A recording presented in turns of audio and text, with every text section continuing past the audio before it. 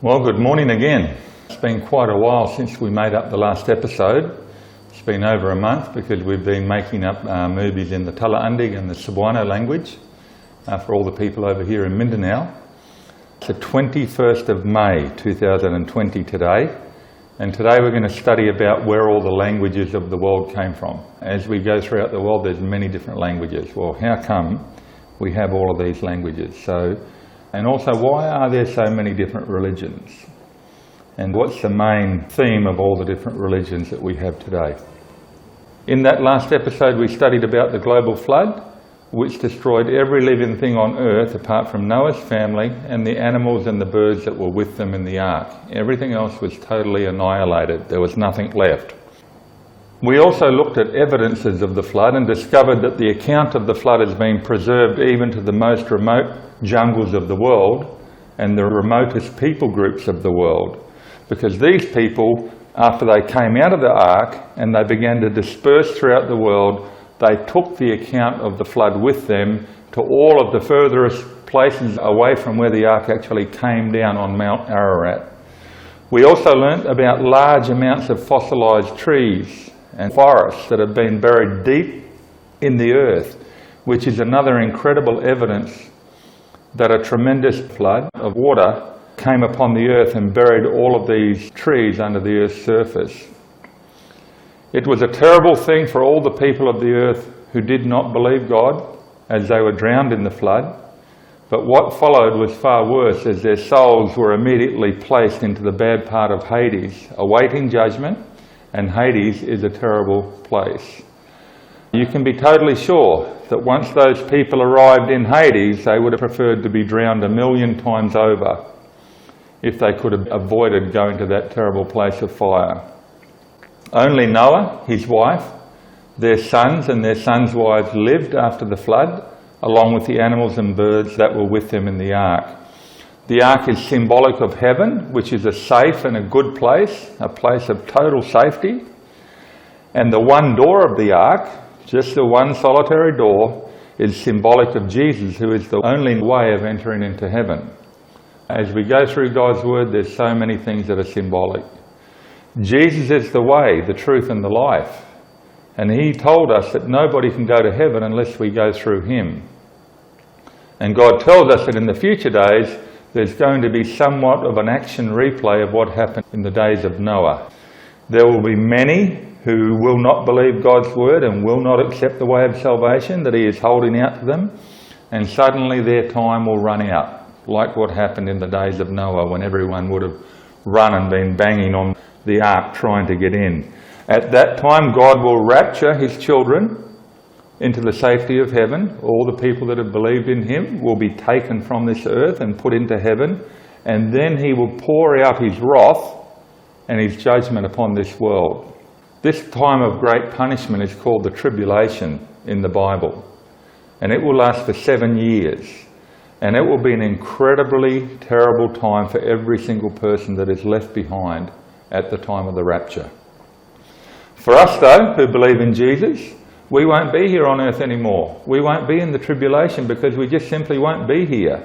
As just like God placed Noah and his family in safety before the flood, God tells us that he's going to rapture us and he's going to put us in the safety of heaven before the great tribulation that he is going to allow to arrive on this earth.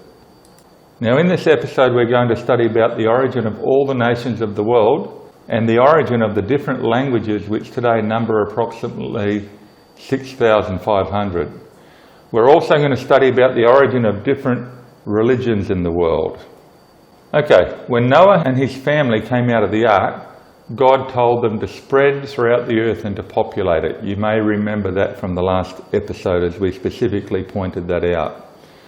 But the descendants of Shem, Ham and Japheth decided not to obey God. They decided not to spread out over the world as God had told them, but they rather decided to build a city with a great tower or ziggurat. Historical and archaeological evidence indicate that they were worshipping false gods at this time, particularly a false god named Marduk, for whom this ziggurat was probably built. So what did God do about it? God told them to separate, to populate throughout the world. They decided they weren't going to do it. They turned away from worshipping God. They started to worship Marduk. So exactly what did God do?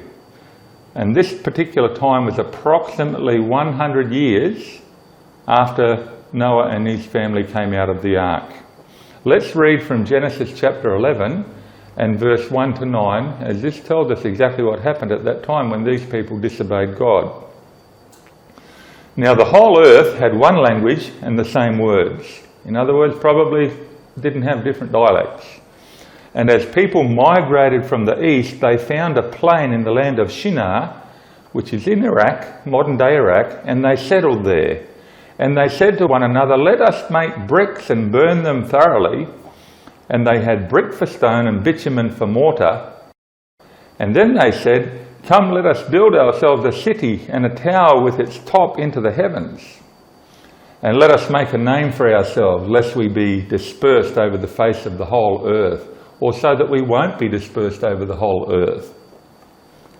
And the Lord came down to see the city and the tower, which the children of man had built. And the Lord said, "Behold, they are one people, and they all have one language, and this is only the beginning of what they will do. And nothing that they purpose to do will now be impossible for them. Come, let us go down." Notice again that we have God here in the plural, because he's a Trinity. In the further verse, he's in the singular. God is plural and God is singular. And God said, "Come, let us go down and there confuse their language so that they may not understand one another's speech," or they won't understand each other. So the Lord dispersed them from there over the face of the earth, and they left off building the city. Therefore its name was called Babel, because there the Lord confused the language of all the earth. And from there the Lord dispersed them over the face of the earth. So they said they weren't going to separate and fill the earth, so God said, "Well, actually, you are going to."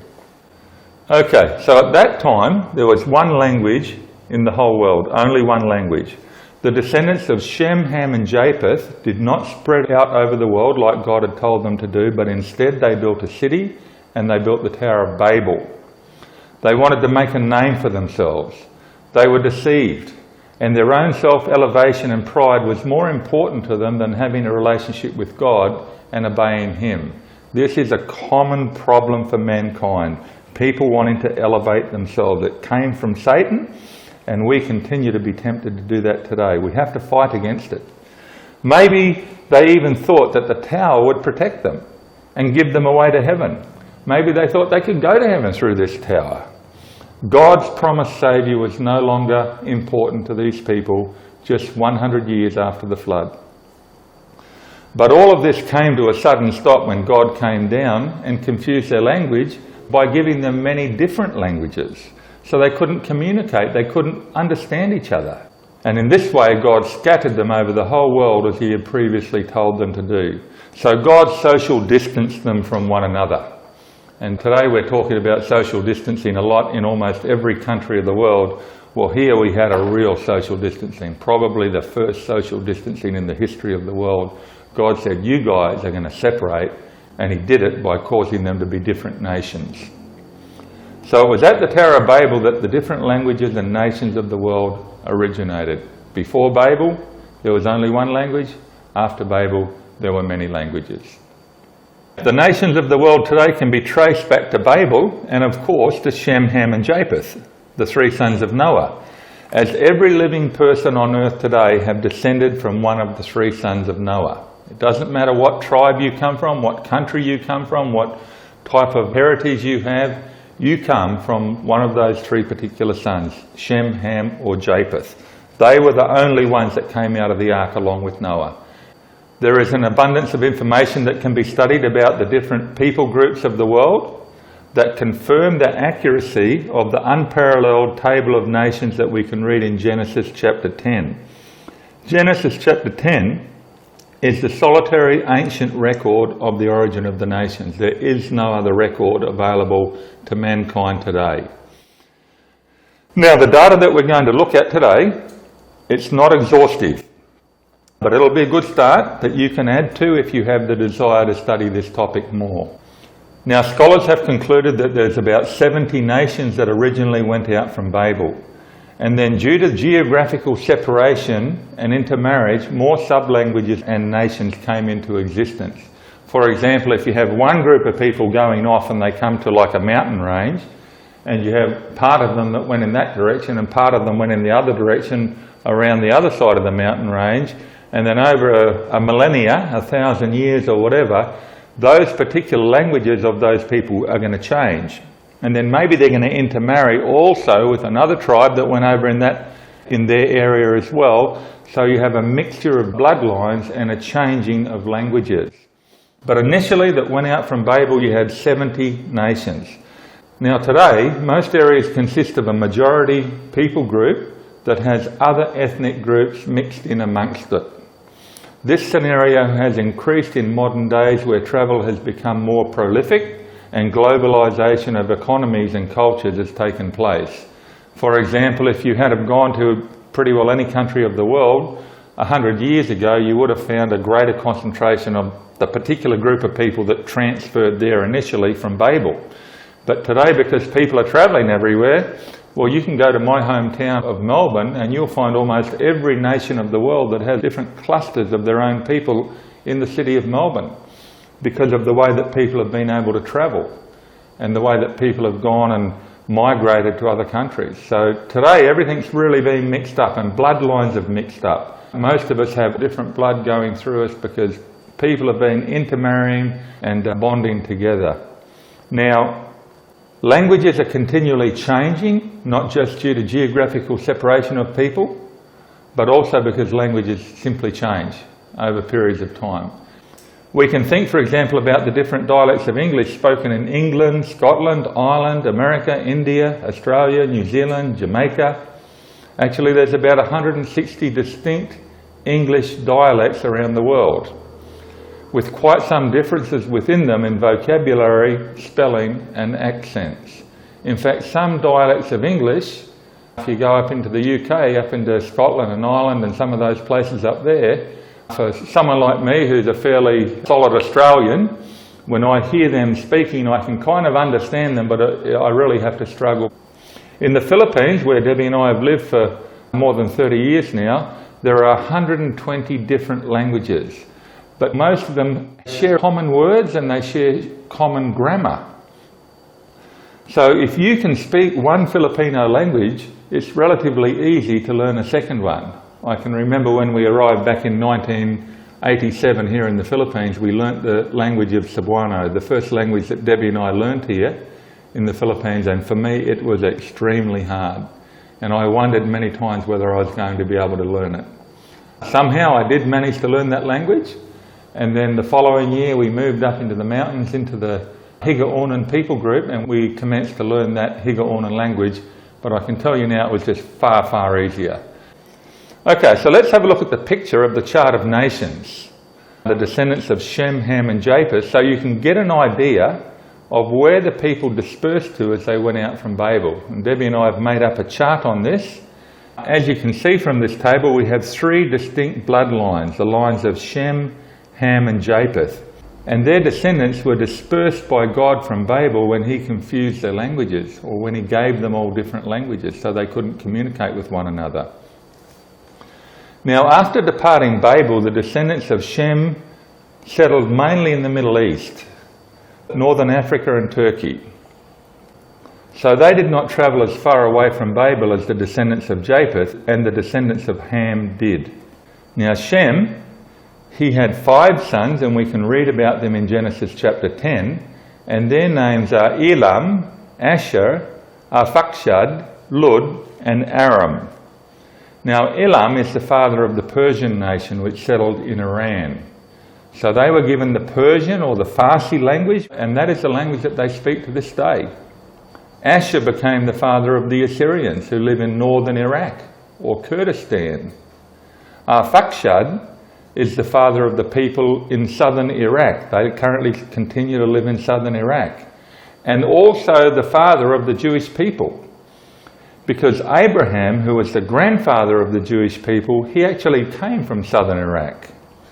Lud is the father of the Moroccans, Tunisians and some of the Turks.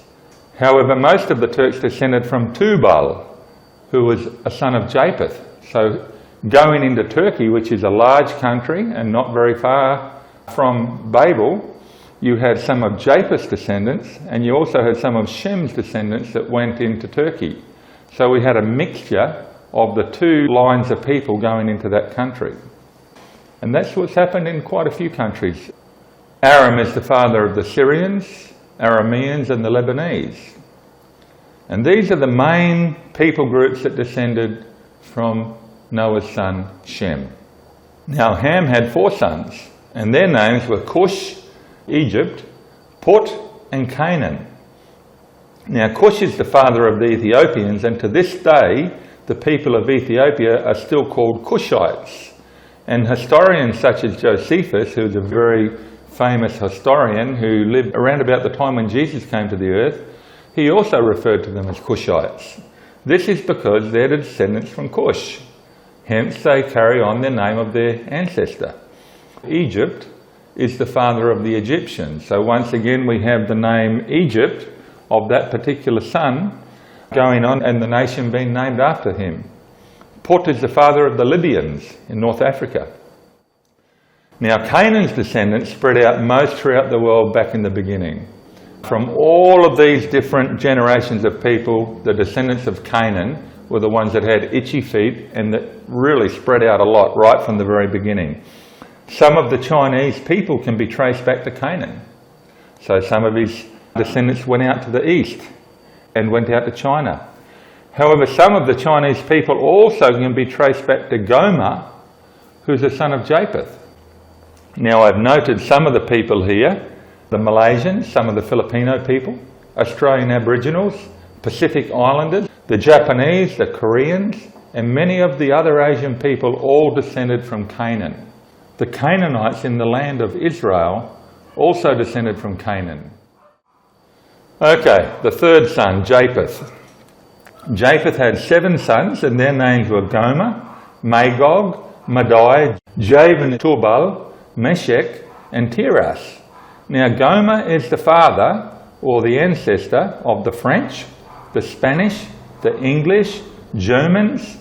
So Gomer's children went mainly to the west, over into Europe, although some of the Chinese people also came from Gomer. So although most of Gomer's children went to the west, he did have some that went to the east.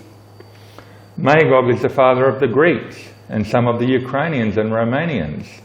Madai is the father of the Medes, who lived also in Iran, and of the Indians of India. When linguists have compared the Indian language with European languages, they've discovered that the two groups descended from a common ancestor.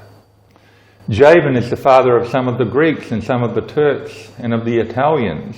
Tubal is the father of the people in the Caucasus and many of the Turks as well. So some of Tubal's children went into Turkey as well. Meshech is the father of the Russians and some of the Ukrainians and of some of the Romanians and of the people that live in the Balkans.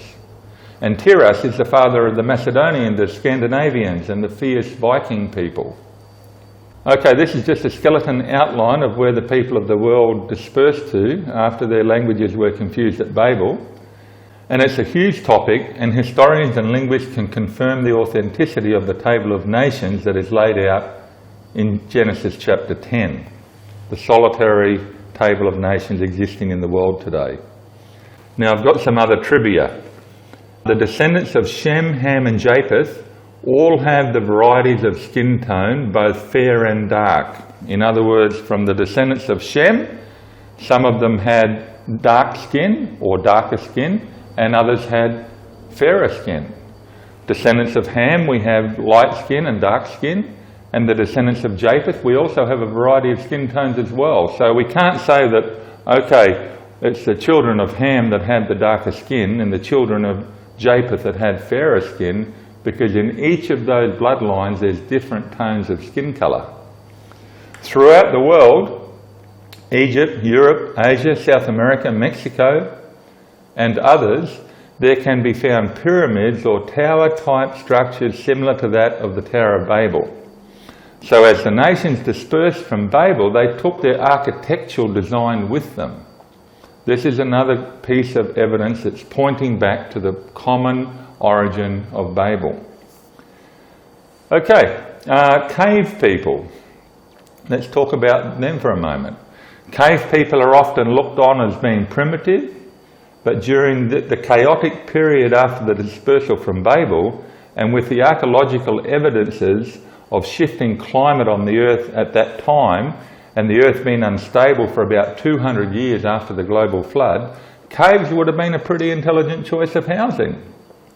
Not everyone would have been able to build safe housing for their families. Quite possibly these cave people were well advanced and lived in caves by choice. I think for me personally, if I had been travelling at that time and I came across a cave, I would have thought, boy, this is a good place to live. And put a fire in the mouth of it and nothing can come in to hurt me while I'm sleeping at night.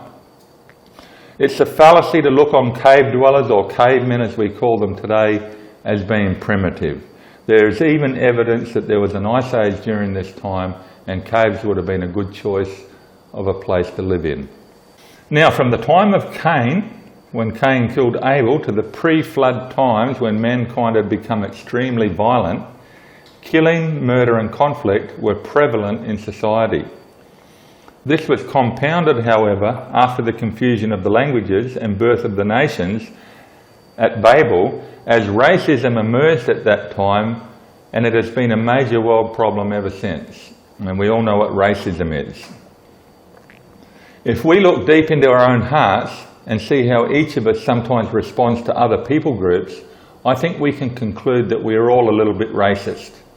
Some to an extreme, where they have done vile acts, and other to a lesser extent, but none of us have totally escaped being racist. Now, Debbie and I are missionaries. We deal with other people groups all the time. But sometimes, you know, when something happens, it's something about a different nation, how you look on that nation or look on this people group, and all of a sudden you have to pull yourself up and you have to say to yourself, you know, that's not right. There's racism creeping into my life here. And I think if we're all honest, we're all going to be able to say that there's times that we're actually racist. How good it would be if we could take a good look at the picture of the origin of nations, that table that I've just shown you, and fully comprehend that we all come from three brothers and that we're all one family. This would result in us showing more grace and love to people that are of a different bloodline to what we are, and it would undermine racism. We should think about that a little bit more next time we find ourselves being racist. Okay, so Satan has introduced many, many false gods to mankind since the time of Babel. Every people group have deities that they worship. As mankind was dispersed from Babel in confusion, Satan was busy. From that time onwards, it's been the norm for people to allow themselves to be deceived and to worship created things rather than the Creator. Understand that. Worship created things, things that God made, rather than the Creator and worshipping God. Animal worship and animal deities are common throughout the world. There are swine gods or pig gods, snake gods, and sacred cows. The Egyptian goddess of fertility appeared in the form of a frog. Other nations worship frogs as well. White elephants are considered sacred in Thailand, and wolf worship still exists in some places in the world. There are many types of animal worship throughout the world. The creation is worshipped rather than the Creator. The creation is worshipped rather than the Creator. People make idols for themselves of their deities, carving them from wood or casting them from metals, and they many times keep them in their homes, believing that they will help and protect them, even sometimes inviting them to be part of family meals and giving them offerings of food and drink. Other people set up shrines to their dead ancestors and pray to them, worshipping them through food and drink offerings and burning incense to them, even though they're not here and they can't hear us and they can't see us. People worship rivers, thinking that they are living beings and actual gods. This Egyptian god Hapi was said to use the flooding of the River Nile to make their lands fertile. It no longer happens in this day and age because a great dam got put on that Nile River. In New Zealand, the Wanganui River was recognised by the New Zealand Parliament in 2017 as being a legal person and having the rights of a person. The river is held to be sacred. Many other rivers throughout the world are also worshipped. Stars are worshipped. The sun is worshipped. Planets are worshipped. The creation is worshipped rather than the creator. Many Western people, very much in my country, refer to Mother Nature as being the power controlling natural disasters and weather events. Some people believe that Mother Nature is cleansing the world through natural disasters. Some people worship Satan and the demons by directly calling on them and sacrificing to them. Satan worship and the Church of Satan truly exist in the world today. We experienced it many times in the places that we have worked in, where people call directly on the spirits. Others have sacrificed their children to their gods. The Canaanite gods of Baal and Ashtaroth and Moloch were built from metal and hollow so that they could have fires built within them and they could be heated, and when they were red hot, children would be brought and placed in their outstretched arms, and the child would die in the hands of these gods, and the people weren't allowed to cry. These gods were not kind. We know that Satan is a killer. He's a murderer. He has no compassion on mankind. Basically, in whatever way possible, Satan entices and tricks people into worshipping creation and himself rather than the one who created all things, the one who is kind. Satan is not kind, and the different gods that he sets up aren't kind either. And he tells people to worship the creation rather than the creator. I want to read something from God's word about making idols. It's quite a funny account. We read it in the book of Isaiah, written by the prophet Isaiah, and it's in chapter 44 and verse 14 to 19. And Isaiah is talking about these false gods, and he says he cuts down cedars or cedar trees, and he chooses a cypress tree or an oak tree, and he lets it grow strong among the trees of the forest. And he plants a cedar and the rain nourishes it. So he plants his tree, God gives it rain, and it gets strong. Then it becomes fuel for a man. He takes a part of it and he warms himself. So he cuts it down, he gets a little bit of it and he makes a fire and he warms himself. And he kindles a fire and he bakes bread on it. Also he makes a god and worships it. He makes it an idol and he falls down before it. So half of it he burns in the fire, over the half he eats meat, he roasts it and he's satisfied. Also he warms himself and says, I am warm, I have seen the fire. And the rest of it he makes into a god, his idol, and falls down to it and worships it, and he prays to it and says, deliver me, for you are my God. They know not, nor do they discern, for he has shut their eyes so that they cannot see, and their hearts so that they cannot understand. No one considers, nor is there any knowledge or discernment to say, half of it I burned in the fire. I also baked bread on its coals. I roasted meat and I have eaten. And shall I make the rest of it an abomination? Shall I fall down before a block of wood? So a man cuts down a tree. He uses some of it to make a fire to warm himself and to cook his food. Then he uses another part of that tree to make an idol, and he falls down before it and he worships it. Something that he made himself with his own hands. He looks on it as being something that will help him and bless him, and he worships it. That's what's in the heart of man. So what is a false god? What is the definition of a false god? I want to outline it a little bit so that we can kind of get this put away in our minds, what a false god is. A false god is something that you worship, or you consider a deity, or you pray to it, you talk to it, you thank it, you ask it for help, but it's not the creator. It's not God. So basically it's anything you pray to and worship that is not God. If you worship or pray to a dead person, for example, then that dead person you have made into a false god. Maybe one of your ancestors who died, someone you love greatly, someone who maybe used to help you when they were still alive here on earth. And today you worship them and you ask them for help. You think that they help you. You cause that dead person to be a false god, even though that person is not here and they can't see you and they never will be able to return here to the earth. If you pray to the sun, the moon, the animals, the river, Mother Nature, or anything else that God created for us, then you turn that object into your God and you put it above the Creator. It isn't a God. You've just made it into a God by what you do to it. If you pray to an idol that someone has made from wood and painted a mouth on it and put clothing on it, then you've made that bit of wood into a God. Your God is a bit of wood. If you pray to Satan or any of the spirits or even to the angels that are in heaven, which some people do, then you've made them into your God. You have been deceived. People claim that you can get to God through many ways and that we need to be tolerant of other people's ways of worship and of the things that they worship. I've heard that many, many times, even from some of my relatives, telling me that I need to be tolerant. The problem is, though, is that God is not tolerant of false gods. God says you have to come through Jesus. And if you don't come through Jesus, you can't come. We need to come his way or we can't come at all. You can remember what happened with Cain. Cain came with his vegetables. He wanted to come to God. He'd worked hard. He had the things that he'd worked very, very hard to get, but God said, no, you have to come through the Saviour. And eventually he had a downcast face and he was cast out by God. Adam and Eve were a little bit smarter. They got rid of their fig leaves and they took on the clothing that came at the expense of the shed blood of an innocent one. God is not tolerant.